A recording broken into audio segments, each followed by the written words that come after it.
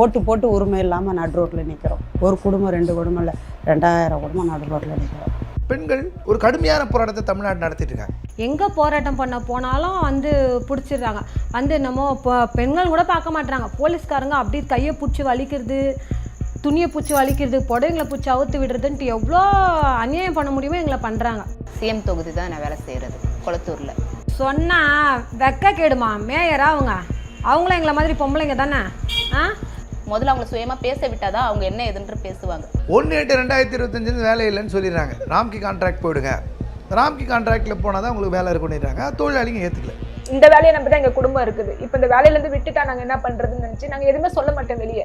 நாங்கள் எடுத்துட்டோம். இது எப்படியாவது திருப்பி அந்த கோரிக்கை நிறைவேறக்கூடாதுன்னு இவங்களே முட்டுக்கட்டியாக நிற்கிறாங்க.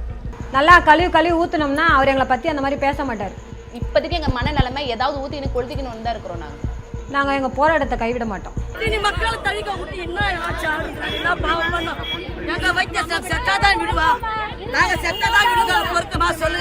நாங்க உயிர் கொடுக்க கூட